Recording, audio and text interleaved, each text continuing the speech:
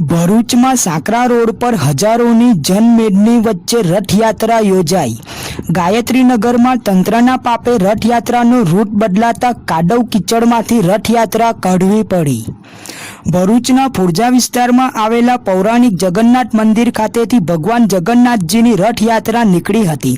ફુરજાથી નીકળનારી શોભાયાત્રા ફુરજા, કટોપોર બજાર, વડાપડા, શ્રીમાળીપોળ, સોનેરી મહેલ, લલ્લુભાઈ ચકલા સહિતના વિસ્તારોમાં ફરી ભોયવાડ ખાતે પહોંચી હતી। રથયાત્રાની મહત્વની બાબત એ છે કે રથયાત્રાના રૂટ પર રસ્તાઓ એકદમ સાંકડા છે।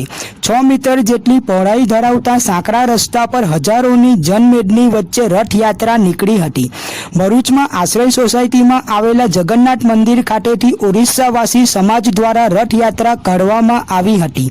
ભરૂચમાં ઇસ્કોન દ્વારા પણ શીતલ સર્કલ ખાતેથી રથયાત્રા નીકળી હતી। ઇસ્કોન મંદિર તરફથી સાધાની પ્રસાદીનું વિતરણ કરાયું હતું। ભરૂચના ગાયત્રીનગર ખાતે આવેલા જલારામ બાપાના મંદિર ખાતે સતત ત્રીજા વર્ષે રથયાત્રા યોજાઈ હતી, જેમાં આ વર્ષે તંત્ર દ્વારા મુખ્ય રસ્તો ખોદી કાઢવામાં આવતા તંત્રના પાપે ના છૂટકે રથયાત્રાનો રૂટ બદલતા ગાયત્રીનગરમાં આવેલા મેદાનના કાદવ કીચડમાંથી રથયાત્રા કાઢવી પડી હતી, જેમાં ભાવિક ભક્તોને ચાલવામાં ઘણી મુશ્કેલી પડી હતી।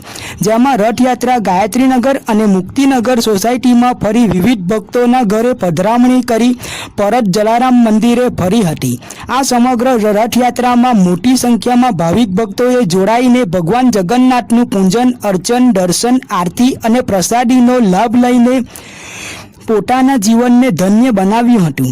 રથયાત્રા દરમિયાન રૂટ પર આવતા વીજ વાયરો અને કેબલના વાયરોનું નિરીક્ષણ કરવામાં આવતા લલ્લુભાઈ ચકલા વિસ્તારમાં કેબલના વાયરો કાપી નાખવામાં આવતા આખા જૂના ભરૂચમાં કેબલ પ્રસારણ બંધ થઈ જતા લોકોમાં રોષ જોવા મળ્યો હતો। નડતરરૂપ નહીં હોવા છતાં કેબલના વાયરો કાપી નાખવામાં આવ્યા હોવાનો રોષ સ્થાનિકોએ ઠાલવ્યો હતો। Reporting by Ketan Mehta, Bharuch.